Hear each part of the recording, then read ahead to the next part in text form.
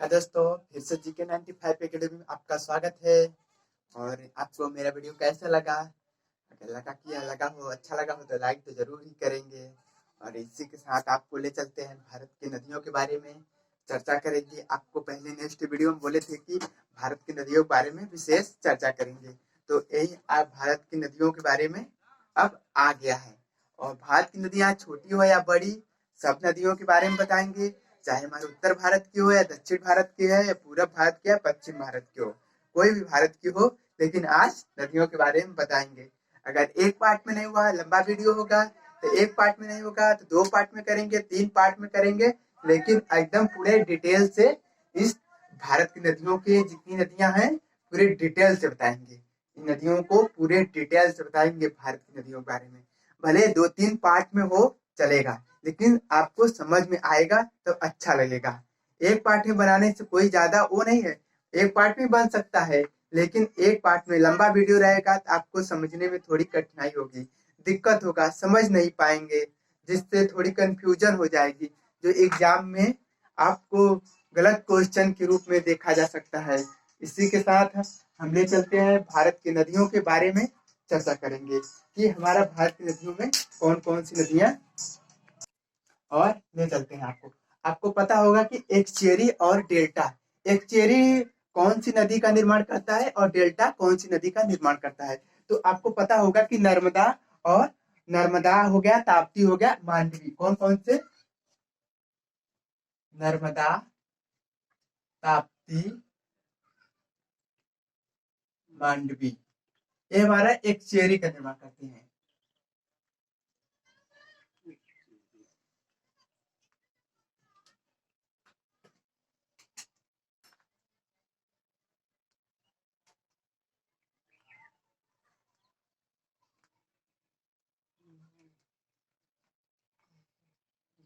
ये हमारा एक चेरी का निर्माण करते हैं। और डेल्टा आपको पता होगा कि डेल्टा, डेल्टा कहाँ बनता है? आपको पता होगा कि हमारा एक गंगा के मुहाने पर डेल्टा बनता है, जो हमारी गंगा नदी एक डेल्टा का रूप धारण कर लेती है। आपको पता होगा कि हमारा गंगा ब्रह्मपुत्र,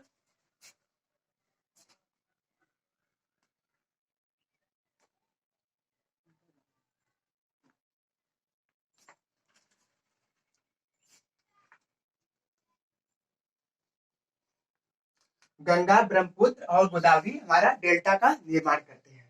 एक चेरी का निर्माण नर्मदा, ताप्ती, मांडवी, और डेल्टा का निर्माण गंगा, ब्रह्मपुत्र, गोदावरी करते हैं। अब इसके साथ चलते हैं नदियों के बारे में। आपको कौन सी नदी कहाँ निकलती है और कहाँ जाकर गिरती है, किस सागर में गिरती है और कहाँ से, किस जगह से निकलती है।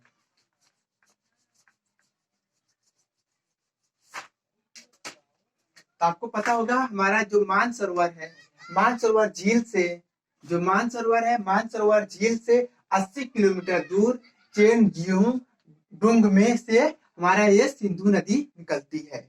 चेन युंग डुंग से हमारा सिंधु नदी निकलती है, जो लद्दाख शहर को छोड़ते हुए, जो कश्मीर का एक केंद्र शासित, जो हमारे कश्मीर का एक केंद्र शासित जिला है, राजधानी है। लद्दाख की राजधानी लेह, लेह की राजधानी लद्दाख है। तो हमारा ये लेह, जो लेह है, जो लेह से छोड़ते हुए हमारा ये अरब सागर में नदी गिरती है, जो पाकिस्तान में प्रवेश करते हुए जो झंग नामक स्थान से है, वहां से होते हुए ये अरब सागर में गिरती है।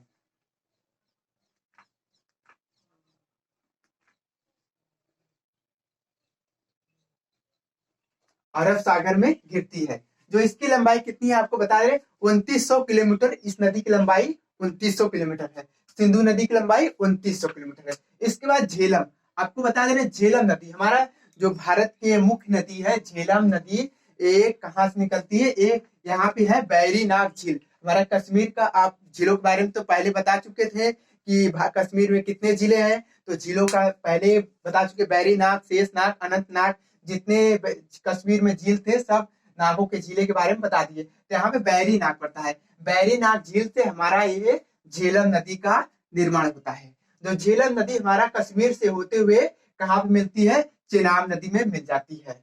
कहाँ पे मिलती है? चेनाब नदी में मिलती है, हमारा ये चेनाब नदी में मिलती है। तो चेनाब नदी भी इसी जगह से हमारा ये चेनाब कश्मीर और अरुणाचल प्रदेश के बीच से ये चेनाब नदी का भी निर्माण होता है। जो चेनाब नदी एक महत्वपूर्ण नदी का रूप धारण कर लिया है और एक महत्वपूर्ण नदी है। इसी के साथ हमारा रोहतांग दर्रा से, इसी के साथ हमारा रावी नदी, अब आ गया रावी नदी। रावी नदी हमारा हिमाचल प्रदेश के रोहतांग दर्रा से निकलती है। कहाँ से निकलती है? हिमाचल प्रदेश से, हिमाचल प्रदेश के रोहतांग दर्रा से निकलती है, जो कश्मीर होते हुए पंजाब में प्रवेश करती है और पंजाब से पाकिस्तान के झंग नामक स्थान पर चेनाब में जाकर मिल जाती है। कहाँ पे जाकर मिलती है? पाकिस्तान में झंग नामक स्थान पे चेनाब में जाकर मिल जाती है। और चेनाब नदी हो गया ये, और रावी नदी हो गया। अब रावी नदी के बाद आता है हमारा ब्यास नदी। ब्यास नदी कहाँ से निकलती है?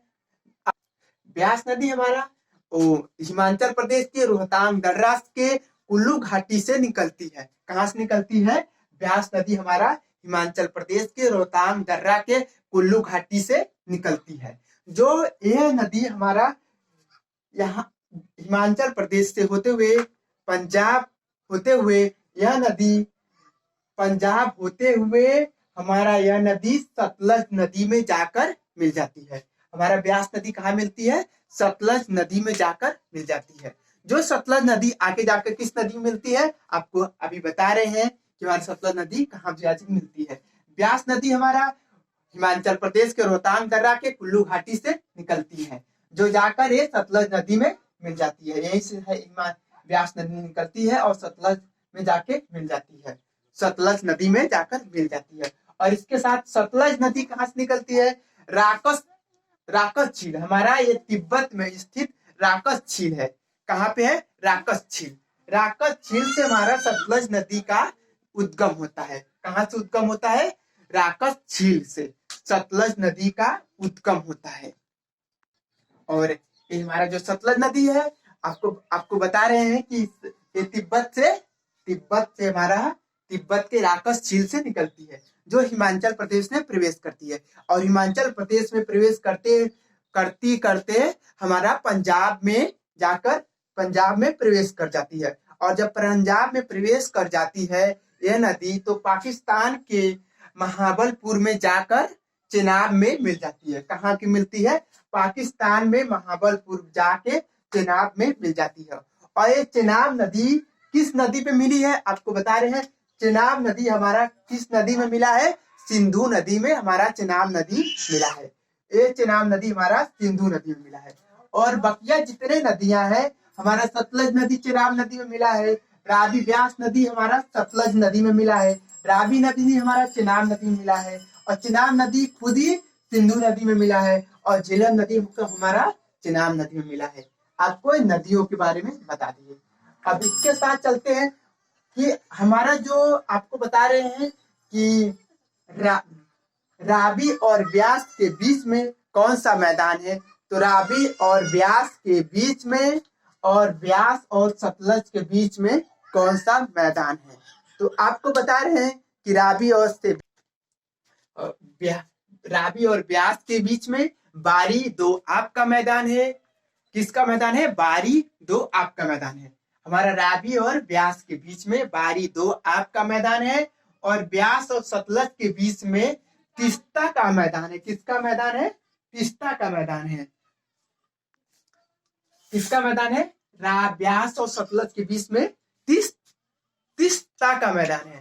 या कहीं कहीं तीस्ता लिखा रहता है, कहीं कहीं तीस्त लिखा रहता है, या बिस्त लिखा रहता है। आपको पता है, कंफर्म हो जाएगा। जहाँ पे बिस्त लिखा रहेगा वहां पे बिस्त लगाइए, जहाँ पे तीस्त लिखा रहेगा वहां पे तीस्त लगाइए, और जहाँ पे तीस्ता लिखा रहेगा वहां पे तीस्ता लगाइए। ये कहीं कहीं लिखा रहता है। तो आपको बता दिए यहाँ पे इनका मैदान है। और इसी जगह से हमारा जो सतलज और रावी के बीच में से हमारा एक नहर का निर्माण हुआ है। उस नहर का नाम है इंदिरा गांधी नहर।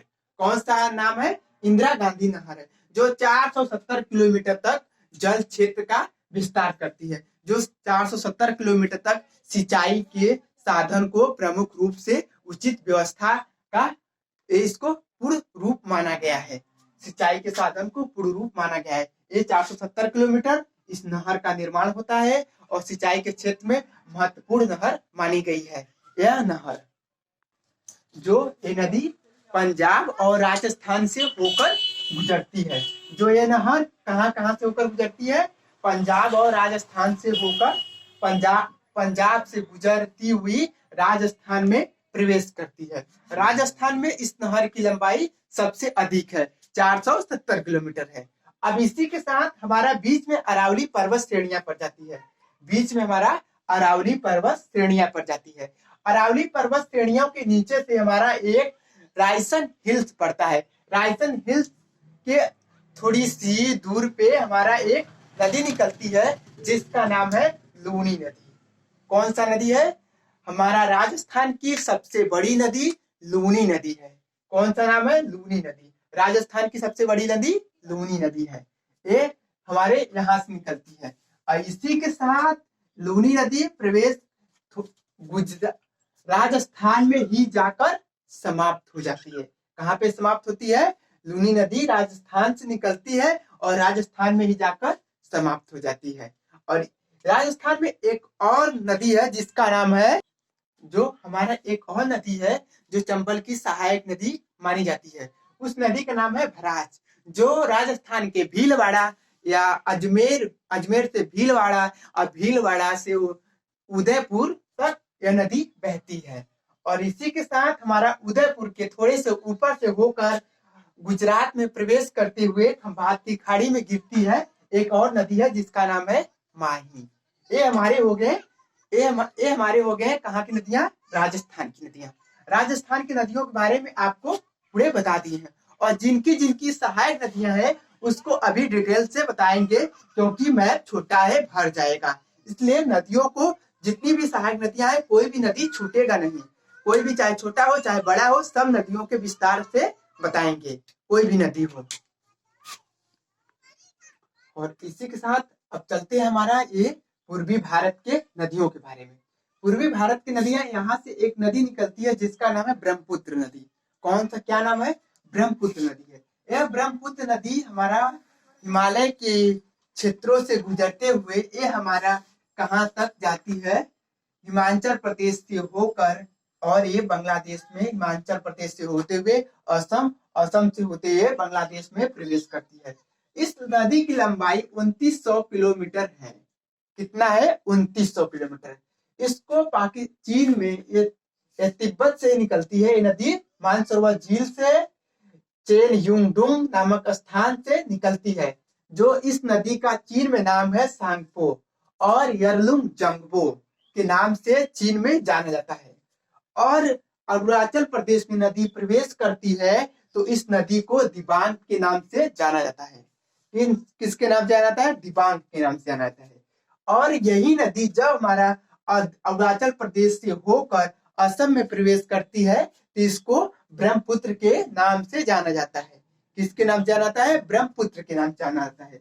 और जब यह नदी हमारा असम को पार करते हुए बांग्लादेश में प्रवेश करती है तो इस नदी को जमुना के नाम से जाना जाता है।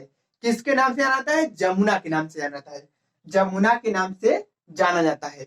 और जब जमुना के नाम से जाना जाता है नदी, आपको ये पता हो गया कि ये नदी यहाँ से निकलती है और यहाँ तक आती है, इसकी लंबाई इतना हो गया, तो नदी कंफर्म हो गया। हमारा ब्रह्मपुत्र नदी अरुणाचल प्रदेश में दिबांग के नाम से जाना जाता है और असम में ब्रह्मपुत्र के नाम से जाना जाता है और बांग्लादेश में जमुना के नाम से जाना जाता है। ये तो कंफर्म हो गया। ये कहाँ से निकलता है? चेनयुंगडुंग से निकलता है। इस नदी का निर्माण होता है तिब्बत के चेनयुंगडुंग से। इस नदी का निर्माण होता है। ये 2900 किलोमीटर है।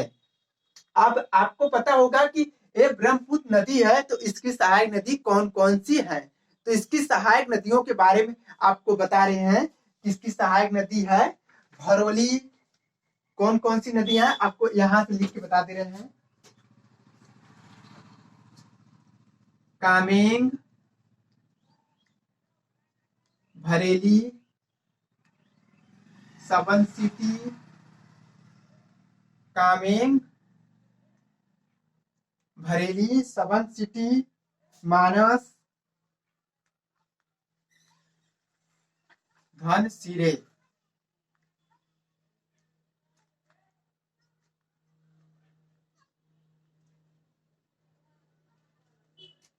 रैदाक, कोपली।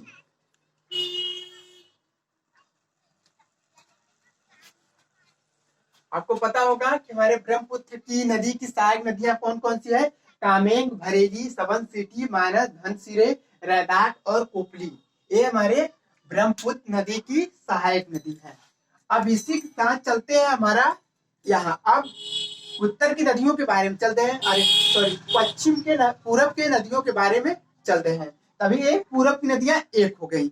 अब इसके बाद चलते हैं, हमारे पूरब की नदियां और हैं, और इन नदियों के बारे में और बता रहे हैं कि और कौन कौन सी पूरब की नदियां हैं। एक और है पूरब की नदियों के बारे में बता रहे हैं कि हमारा ये मणिपुर है। आपको पता होगा कि हमारा ये मणिपुर है। मणिपुर हमारा ये स्थान मणिपुर है। तो मणिपुर के माउंट हिल के जानपो नामक स्थान से एक नदी का निर्माण होता है, एक नदी का उद्गम होता है। उस नदी का नाम है बराक नदी नाम है। क्या नाम है? बराक। बराक।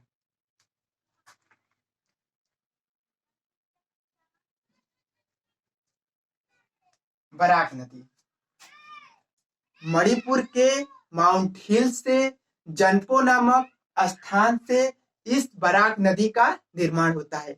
जो ये नदी हमारे कहाँ कहाँ से बहती है? ये हमारी मणिपुर की सर्वश्रेष्ठ नदियों के में माना जाता है, गिना चुना जाता है।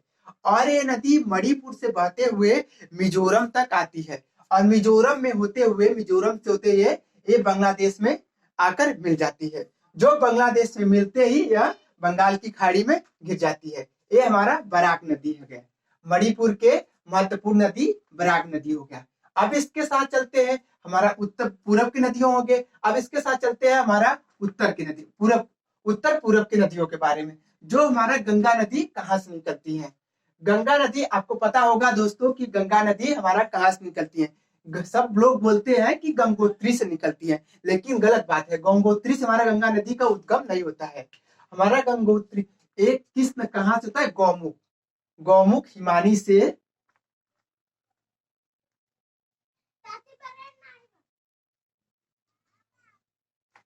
हमारा गंगा नदी का उद्गम गौमुख हिमानी से एक नदी निकलती है। गौमुख हिमानी से एक नदी निकलती है, जो गौमुख आते आते हमारा कहाँ पे मिलती है? एक कर्णप्रयाग में आकर मिल जाती है। कहाँ पे मिलती है? कर्णप्रयाग में। कर्णप्रयाग में मिल जाने के कारण एक पवित्र नदी गंगा नदी का निर्माण होता है, जो गंगोत्री में स्थित कर्णप्रयाग में आकर मिल जाती है। इस नदी की लंबाई 205 किलोमीटर है। हमारे गंगमुख की लंबाई, गौमुख गंगोत्री की लंबाई 205 किलोमीटर है। और कर्णप्रयाग में मिलने से पवित्र नदी का निर्माण होता है, जिस नदी का नाम होता है गंगा नदी। हमारा ये गंगा नदी है। इस गंगा नदी की लंबाई 2525 किलोमीटर है। अब 2525 किलोमीटर है, जो यह नदी हमारा किन किन उत्तराखंड से होते हुए उत्तर प्रदेश, बिहार, झारखंड से होते हुए हमारा ये नदी कहाँ प्रवेश करती है? हमारा ये नदी बांग्लादेश में प्रवेश कर जाती है। जो बांग्लादेश में प्रवेश करते हुए इस नदी का नाम हो जाता है पद्मा। बांग्लादेश में गंगा नदी को पद्मा नदी के नाम से जाना जाता है। जब ये पद्मा और ब्रह्मपुत्र एक हो जाती है, तो इस नदी का नाम हो जाता है मेघना। क्या नाम हो जाता है? मेघना। इस नदी को मेघना कहते हैं, जो एक प्रमुख संगम का रूप धारण कर लेती है। एक और उत्तर पूरब की नदी है, उत्तर पूरब की नदी है, जिस नदी का आपको नाम पता होगा कि यहाँ पे एक और नदी बहती है, जो हमारा नेपाल से निकलती है। यहाँ पे उस नदी का नाम है, क्या नाम है? गंडक। गंडक। उस नदी का नाम है गंडक।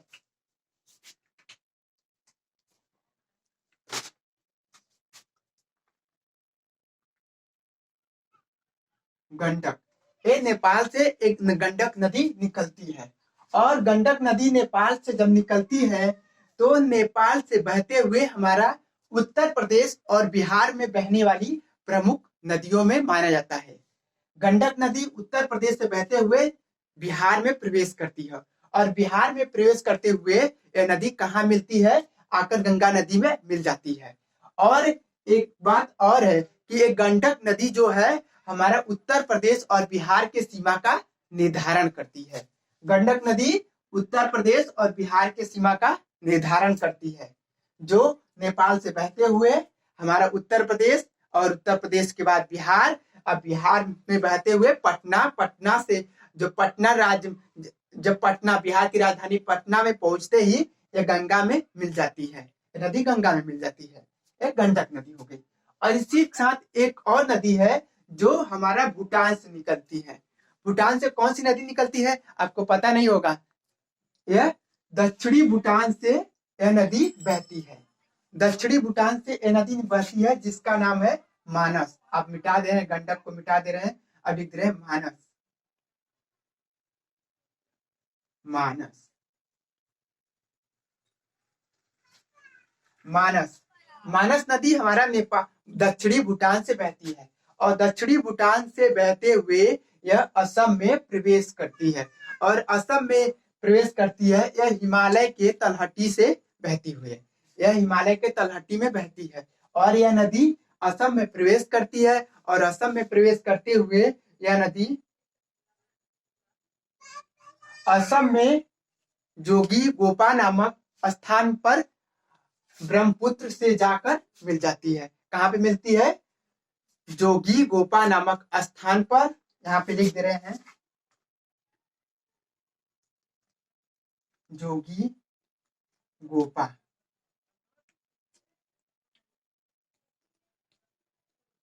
असम में जोगी गोपा नामक स्थान पर जाके ब्रह्मपुत्र से मिल जाती है। कौन सी नदी? मानस नदी। का किस नदी में मिलती है? हमारा ब्रह्मपुत्र नदी में मानस नदी मिलती है। और इसके साथ साथ उत्तर और पूरब की नदियों का विस्तार हो गया। अब इसके साथ चलते हैं हमारे भारत की नदियों के बारे में। अब भारत के अंदर देखते हैं कौन कौन सी नदी है, तो उन नदियों के बारे में अब चर्चा करेंगे, क्योंकि बाहर बाहर जितनी नदियां थी अब बाहर बाहर नदियों का हो गया, उद्गम स्थान हो गया, कौन सी नदी कहाँ मिलती है और कहाँ जाती है, किस नदी में बहती है, आपको इसके बारे में पता चल गया होगा। अब इसके साथ आते हैं हमारे भारत के अंदर, देखते हैं कौन सी नदी कहाँ पे बहती हुई आती है। जमुना नदी। जमुना नदी का निर्माण आपको पता होगा कि जमुना नदी का निर्माण यमुनोत्री से, यमुना नदी का निर्माण यमुनोत्री से होता है। यमुनोत्री के पास एक और के पास से होता है। कहाँ से होता है? यमुनोत्री के पास से यमुना नदी का निर्माण होता है। जो यमुना नदी उत्तर प्रदेश में बहते हुए ये हमारा कहाँ पे आके मिलती है? इलाहाबाद में आकर त्रिवेणी के संगम में मिल जाती है। जो एक तरफ से सरस्वती नदी और दूसरी तरफ से गंगा नदी, उसी में हमारा आके यमुना नदी मिल जाती है, जो एक कुंभ के रूप में, एक माघी मेला के रूप में विकसित हो गया। जो विश्व विख्यात मेला कुंभ इसी स्थान पे लगता है। कहाँ पे लगता है? इलाहाबाद प्रयाग स्थान पे लगता है। इलाहाबाद में प्रयाग स्थान पे लगता है। अगर आप गए होंगे तो यमुना और सरस्वती और गंगा नदी के बीच का संगम आपको एक वाकई अजीब लगा होगा कि एक ऐसा संगम है। आप कभी भी अगर यमुना इलाहाबाद में जाइए तो यमुना नदी जो यमुना संगम है, इलाहाबाद के संगम या प्रयाग का संगम, वहां पे घूमेंगे तो आपको कुछ अजीब तरह का महसूस होगा कि हम एक संगम पे गए थे। तो आपको पता होगा इलाहाबाद के संगम में जाके मिल जाती है, जो एक तरफ से गंगा नदी और दूसरी तरफ से सरस्वती नदी और तीसरी तरफ से यमुना नदी आके मिल जाती है, जहाँ पे एक संगम का रूप निर्धारण होता है। और एक सरस्वती नदी है। सरस्वती नदी भारत की पवित्र नदियों में तीसरी सबसे बड़ी नदी है। सॉरी, पवित्र नदियों में बड़ी मानी जाती है, लेकिन उसकी लंबाई बड़ी नहीं है।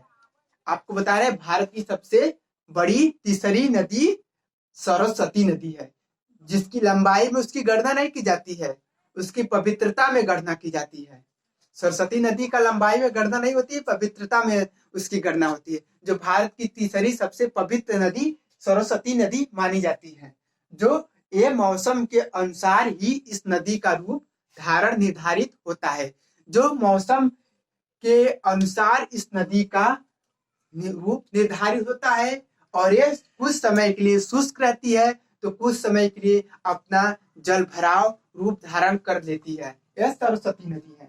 आपको सरस्वती नदी के बारे में बता, जो ये भी नदी आके इस नदी में जाके गंगा और यमुना में के बीच में सरस्वती भी नदी आके मिल जाती है।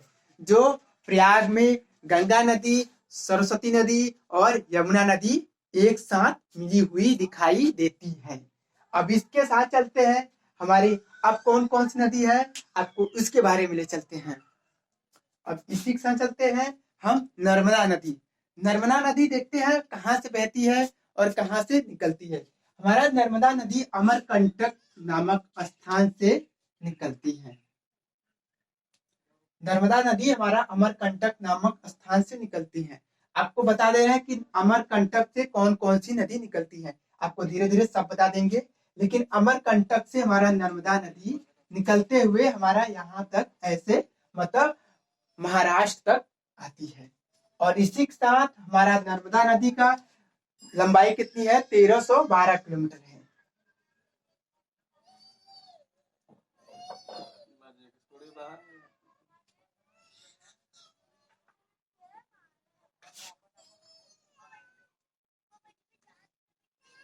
हमारा नर्मदा नदी का निर्माण लंबाई कितनी है? 1312 किलोमीटर है और यह अमरकंटक से निकलती है। अमरकंटक से एक और नदी निकलती है जिसका नाम है महानदी। यह उड़ीसा में जाकर उड़ीसा से होते हुए यह बंगाल की खाड़ी में गिरती है।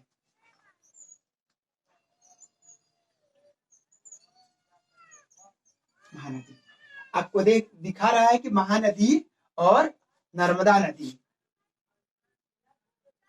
नर्मदा नदी और अमरकंटक से एक और नदी निकलती है जिसका नाम है सोन नदी। आपको पता होगा सोन नदी। सोन नदी कहाँ पे मिलती है? सोन नदी गंगा में जाकर मिल जाती है। अभी आपको और बताएंगे यहाँ पे कौन कौन सी नदियां अभी गंगा में मिलती है। तो ये हमारा नर्मदा नदी का निर्माण अमरकंटक से होता है जो नर्मदा कुंड के पास पड़ता है। तो उसी जगह से हमारा नर्मदा नदी का निर्माण होता है और ये सोन नदी का निर्माण होता है, उद्गम स्थान होता है।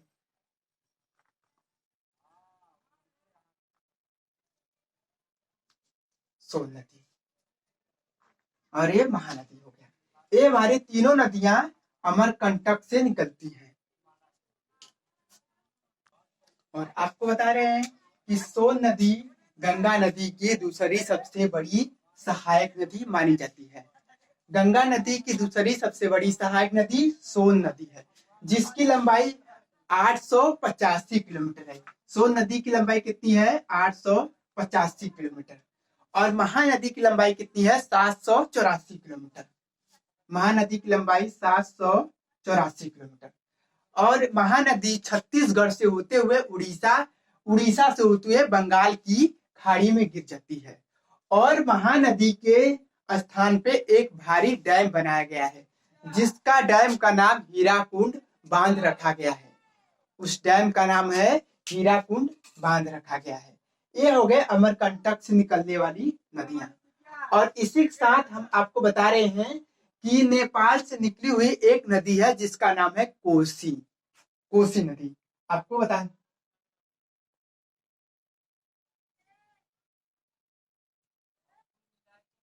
कोसी नदी है, नेपाल से निकली हुई एक कोसी नदी है जो नदी बहते हुए हमारा ये बिहार राज्य में प्रवेश करती है। जो हिमालय की तलहटी से बहते हुए हमारा बिहार में प्रवेश करती है। जो बिहार में इस नदी को कोसी, बिहार की शोक नामक नदी से जाना जाता है। इस नदी को बिहार की शोक नदी भी कहते हैं। कोसी नदी को बिहार की शोक नदियां भी कहते हैं। कौन सी नदी को? बिहार की कोसी नदी को बिहार की शोक नदी कहते हैं। कोसी नदी को बिहार की शोक नदी कहते हैं। आपको ये नदियां हो गया। अब इसके साथ चलते हैं, हमारा यहां से एक और नदी निकलती है। उस नदी का नाम है, पता है आपको क्या नाम है उस नदी का? जो कौन सी नदी है? जो सतपुड़ा पर्वत, आपको बता रहे हैं, बीच में नर्मदा नदी के बीच में एक पर्वत है। नर्मदा नदी के बीच में एक पर्वत है, उस पर्वत का नाम है सतपुड़ा। सतपुड़ा पर्वत है। नर्मदा नदी के बीच में एक पर्वत है जिसका नाम है सतपुड़ा पर्वत, और उस पर्वत के नीचे से एक नदी निकलती है जिसका नाम है ताप्ती। ताप्ती, इस नदी का नाम है ताप्ती। इस नदी का नाम है ताप्ती, जो अरब सागर में गिरती है। कहाँ गिरती है? ये ताप्ती नदी अरब सागर में गिरती है। ये सतपुड़ा पर्वत और ताप्ती नदी के बीच में, नर्मदा नदी के बीच, और नर्मदा नदी और ताप्ती नदी के बीच में सतपुड़ा पर्वत है। कहाँ है? नर्मदा नदी और ताप्ती नदी के बीच में सतपुड़ा पर्वत है। तो सतपुड़ा पर्वत के पास से एक और नदी निकलती है, जो नदी का नाम है, एक गुजरती है। कहाँ गुजरती है? इस नदी का नाम है गोदावरी। क्या नाम है? गोदावरी। इस नदी का नाम है गोदावरी।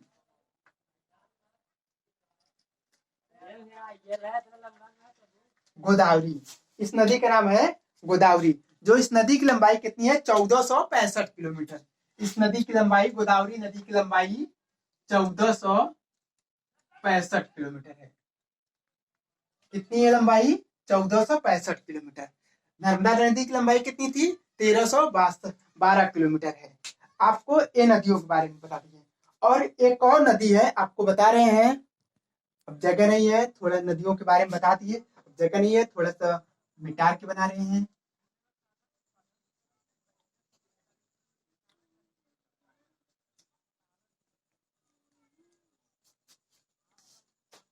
आपको पता होगा कि हमारे मध्य प्रदेश से जब नर्मदा नदी निकलती है, तो वहां से एक और नदी निकलता है, जो इसका नाम है चंबल। चंबल नदी मध्य प्रदेश से होते हुए हमारा गंगा में मिल जाती है। और इसी के स्थान से एक और नदी निकलती है, जिस हमारा मध्य प्रदेश के नेपाल भोपाल के पास इंदौर के कुछ ही क्षेत्र दूर से एक और नदी निकलती है, जिसका नाम है बेतवा। बेतवा नदी। बेतवा नदी, और यहाँ जो और जाके कहाँ पे मिलती है? गंगा नदी में जाके मिल जाती है। और गंगा नदी से एक और नदी निकलती है, जिस नदी का नाम है, आपको बता रहे हैं, उस नदी का क्या नाम है? उस नदी का केन नदी नाम है। क्या नाम है? केन। केन नदी नाम है। गंगा नदी से थोड़ा हट के गंगा नदी से निकलती है, जो हमारा ये मध्य प्रदेश से ही ये गंगा नदी के नदी निकलती है, जो कुछ ही क्षेत्र दूरियां जाके गंगा में मिल जाती है। ये हमारा गंगा नदी हो गया। गंगा नदी की सहायक नदियां हो गई। अब इसके साथ और ले चलते हैं आपको। एक और नदी है, नेपाल में बहती, भोपाल में बहती हुई, मध्य प्रदेश में बहती हुई एक और नदी है, जिसका नाम है क्षिप्रा। क्या नाम है? क्षिप्रा। उस नदी का नाम है क्षिप्रा। क्षिप्रा नदी। क्षिप्रा नदी थोड़ी ही दूर तक बहती है, लेकिन आपको बता दे रहे, क्षिप्रा नदी थोड़ी दूर तक बहती है, लेकिन क्षिप्रा नदी के किनारे बसा हुआ शहर उज्जैन कहलाता है। उज्जैन शहर वह शहर है जो भारत के जो 12 ज्योतिर्लिंगों में प्रमुख एक ज्योतिर्लिंग क्षिप्रा नदी के तट पर स्थित है। उस ज्योतिर्लिंग का नाम क्या है, पता है आपको? उस ज्योतिर्लिंग का नाम है, उज्जैन के पास ज्योतिर्लिंग का नाम है महाकाल ज्योतिर्लिंग। 12 ज्योतिर्लिंगों में महाकाल ज्योतिर्लिंग चौथे स्थान पे है, जो क्षिप्रा नदी के तट पर स्थित है। और क्षिप्रा नदी की लंबाई कितनी है? 195 किलोमीटर है। क्षिप्रा नदी की लंबाई 195 किलोमीटर है। और क्षिप्रा नदी के तट पर कौन सा ज्योतिर्लिंग? महाकाल ज्योतिर्लिंग क्षिप्रा नदी के तट पर स्थित है।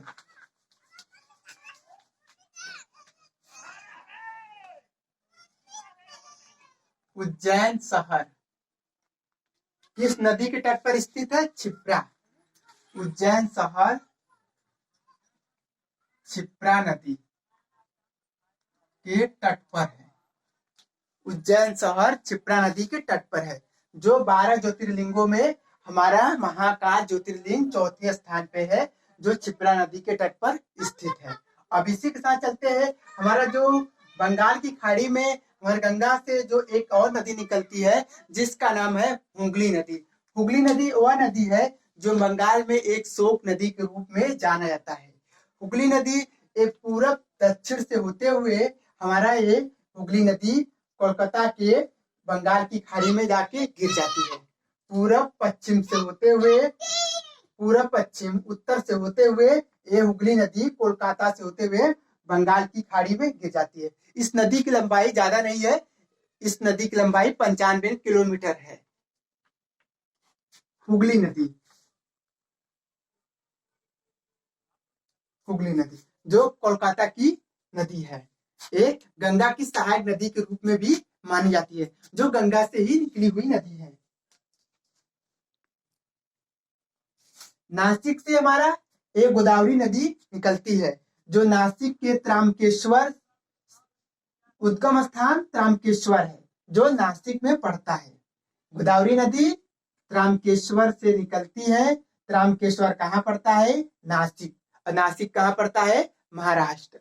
एक यहाँ से निकलती है, इसकी लंबाई 1465 किलोमीटर है, और ये महाराष्ट्र से होते हुए यह नदी आंध्र प्रदेश में प्रवेश करती है, और आंध्र प्रदेश से होते हुए ये बंगाल की खाड़ी में जाकर गिर जाती है। हमारा गोदावरी नदी बंगाल की खाड़ी में जाकर गिर जाती है। इसी के साथ चलते हैं, हमारे दक्षिण भारत की और कौन कौन सी नदियां हैं, ले चलते हैं उन नदियों के बारे में। महाराष्ट्र से एक और नदी निकलती है, जो महाराष्ट्र के दक्षिण भाग से निकलती है। कहां से निकलती है? महाराष्ट्र के दक्षिण भाग से। महाराष्ट्र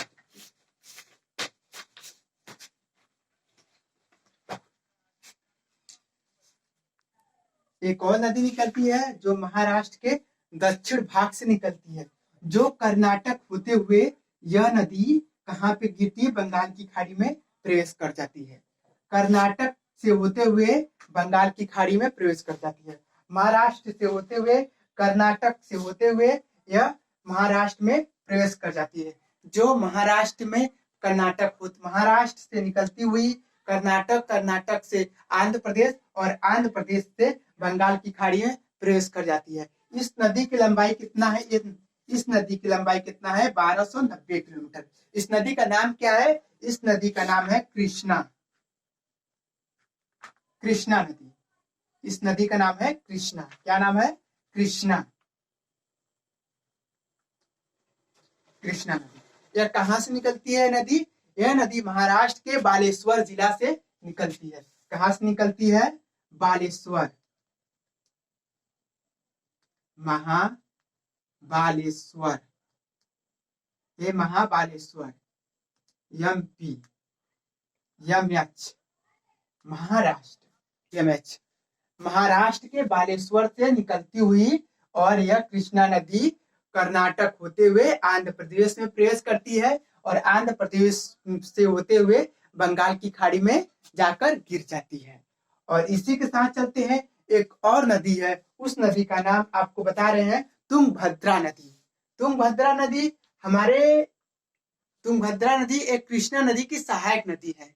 तुंगभद्रा नदी कृष्णा नदी की जो तुंगभद्रा नदी आपको बता रहे, तुंगभद्रा नदी कर्नाटक पश्चिमी घाट,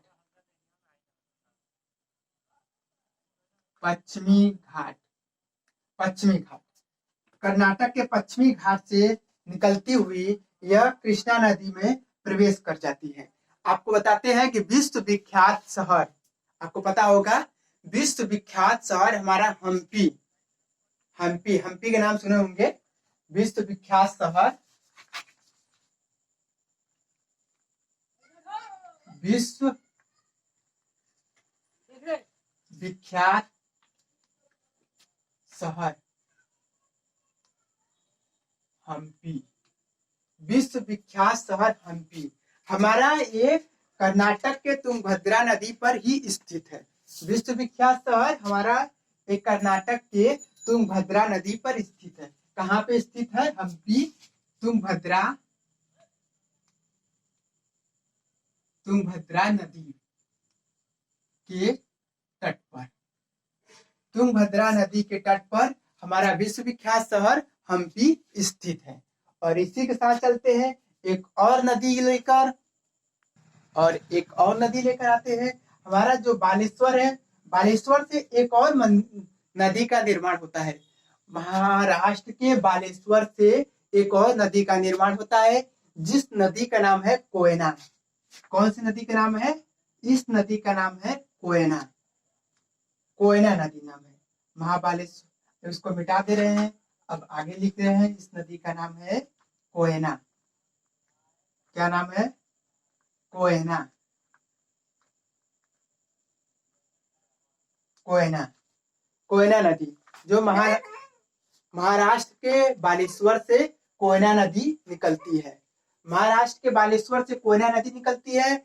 इस नदी की लंबाई कितनी है? 130 किलोमीटर।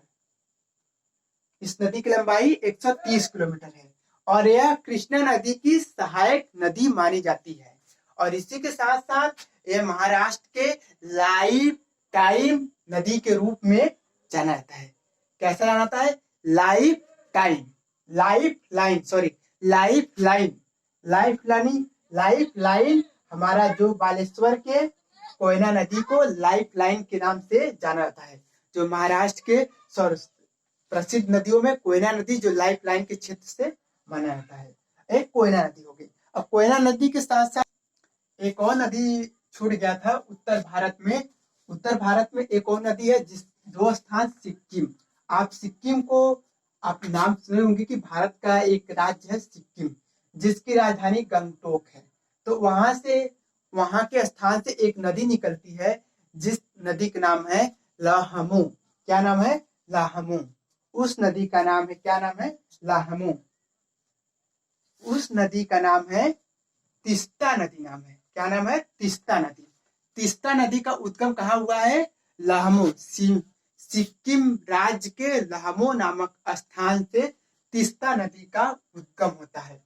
आपको बता रहे हैं हमारा सिक्किम कहाँ पड़ेगा? सिक्किम इसी जगह पड़ेगा। तो सिक्किम जब इसी जगह पड़ेगा तो इसको मिटा दे रहे हैं।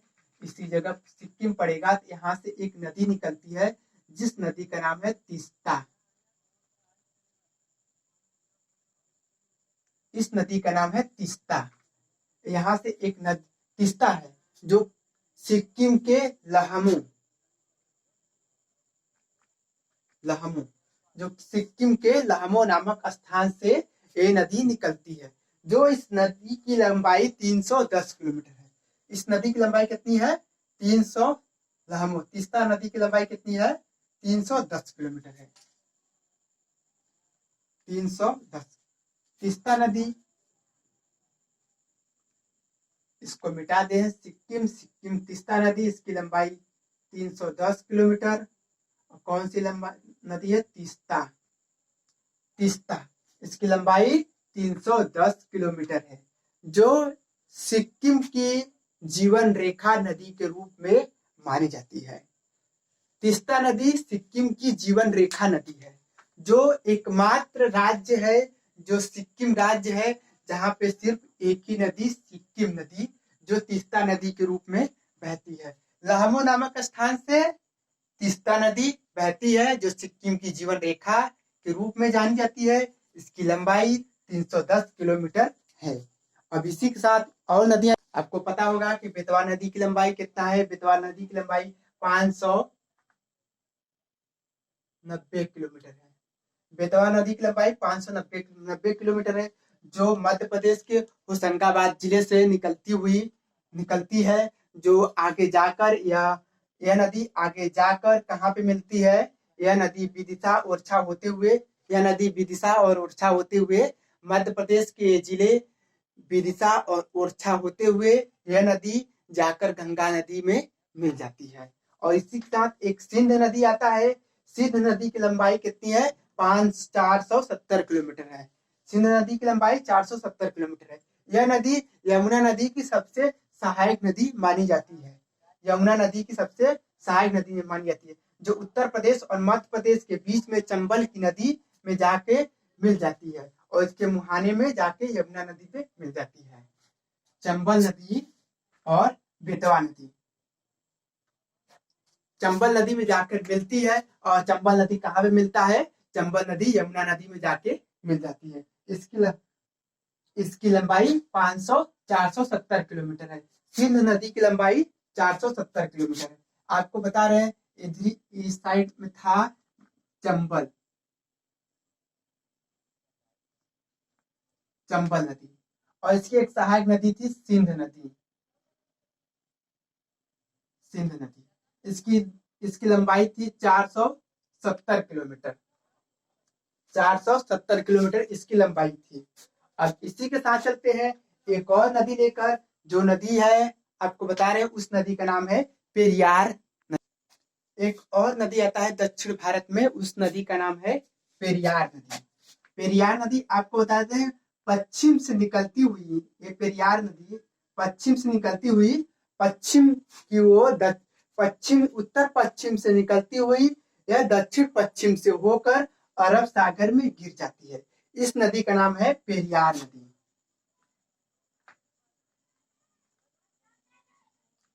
इस नदी का नाम है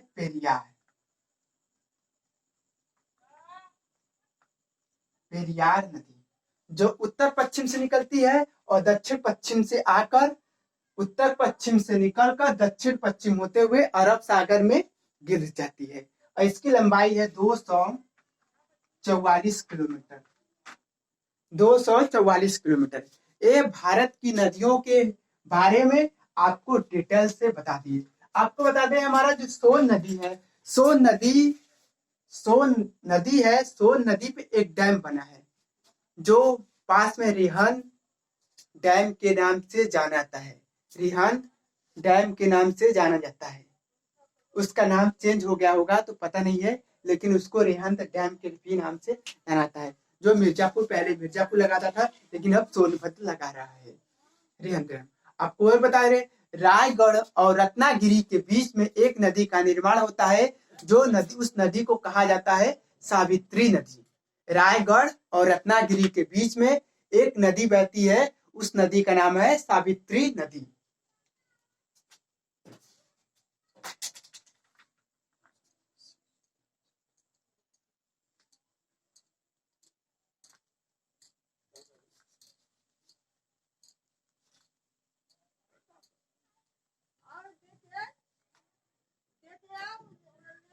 और इसी के साथ एक तमिलनाडु में एक नदी निकलती है, जिस नदी का नाम है, आपको मिटा दे रहे हैं धीरे धीरे। तमिलनाडु में एक नदी बहती है, उस नदी का नाम है, आपको पता होगा उस नदी का क्या नाम है? उस नदी का नाम है कावेरी। जो दक्षिण भारत की गंगा कहलाती है। कावेरी नदी दक्षिण भारत की गंगा कहलाती है। कावेरी नदी दक्षिण भारत की गंगा कहलाती है। और इस कावेरी नदी पर एक जल प्रपात स्थित है, जिसका नाम है शिव सुंदरम जल प्रपात। क्या नाम है?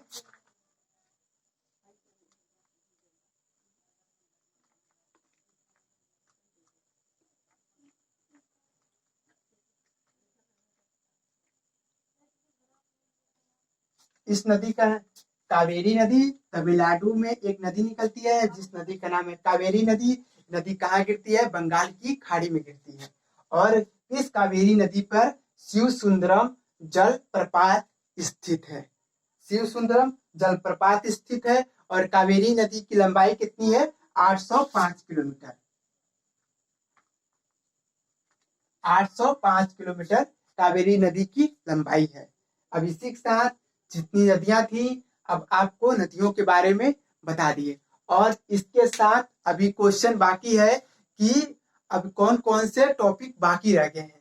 ये तो नदियों के बारे में आपको डिटेल से बता दिए। अभी नदियों की, जैसे मान लीजिए अभी गंगा नदी है, गंगा नदी की सहायक नदियां कौन कौन सी हैं, अभी इसके बारे में नहीं बताए हैं।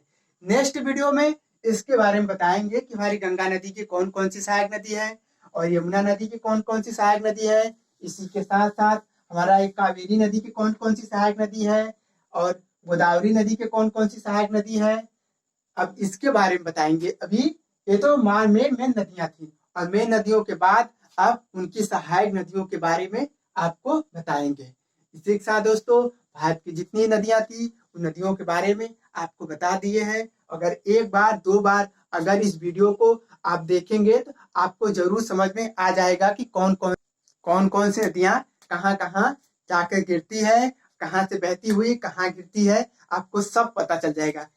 ज्यादा नहीं, सिर्फ एक दो बार देखेंगे वीडियो, आपको पूरे नदियों के बारे में एकदम डिटेल से पता हो जाएगा। ये मेरा निश्चित वादा है कि आप नदियों के बारे में समझ जाएंगे, कौन सी नदी कहाँ पे कैसे और किन कारणों से होकर मिलती है, निकलती है, और किन किन सहायक नदियों द्वारा अपना जल मार्ग अवरुद्ध या विशाल रूप धारण कर लेती है। आपको पता हो गया होगा दोस्तों, नदियों के बारे में बता दिए हो गए। और इसी के साथ दोस्तों नेक्स्ट वीडियो लेकर आएंगे, तब तक के लिए धन्यवाद दोस्तों। मेरा वीडियो एक बार जरूर देखिए, अगर समझ में ना आए तो कमेंट करिए और लाइक करिए। जिस कमेंट करेंगे तो ऐसा नहीं है, अगर समझ में नहीं आ रहा तो कमेंट कर सकते हैं, कमेंट करेंगे और कमेंट करेंगे तो आपके प्रश्नों का हल करके आप तक पहुंचाएंगे। जब मेरा चैनल को आप सब्सक्राइब करेंगे तो ब्लैक आइकन जरूर दबाएंगे, ताकि नेक्स्ट वीडियो बनाएंगे तो आप तक पहुंच जाएगा, ताकि आपको कोई भी परेशानी ना हो, जिससे वीडियो पहुंचने में आपको दिक्कत ना हो, किसी कठिनाइयों का सामना ना करना पड़े। इसलिए अगर लाइक सब्सक्राइब करेंगे तो ब्लैक आइकन दबाना एकदम ना भूलें। इसी के साथ दोस्तों लाइक कीजिए और शेयर कीजिए और जरूर से जरूर कमेंट कीजिए, ताकि हम आप दोनों मिलकर एक अच्छे क्वेश्चन के रूप में, एक नए नवीन क्वेश्चन के रूप में का निर्माण करें, जिससे आपको भी जानकारी होगी और हमको भी जानकारी होगी। और इसी के साथ साथ जो भी एग्जाम होंगे उन एग्जामों के बारे में आप विशेष रूप से रुचि कर रखेंगे, और आपको नेक्स्ट वीडियो में बताएंगे कौन कौन सी नदी कैसे कैसे होती है, जिससे आपको समझ में आ जाएगा कि नदियों को कौन सी बड़ी नदी है, कौन सी छोटी नदी है, ताकि आपको समझ में आ जाएगा कौन सी नदी कहाँ से निकलती है। ऐसे आपको कोई भी कठिनाई नहीं, नदियों के बारे में हिचकिचाइए मत, आपको पूरे नदियों के बारे में डिटेल से बताएंगे ताकि समझ में आ जाए। जब तक समझ में ना आए तब तक आप कमेंट करिएगा हमको। इसी के साथ दोस्तों मैं आपको धन्यवाद देना चाहता हूँ। वीडियो मेरा समाप्त हो गया और नेक्स्ट वीडियो लेकर आएंगे, तब तक के लिए दोस्तों धन्यवाद।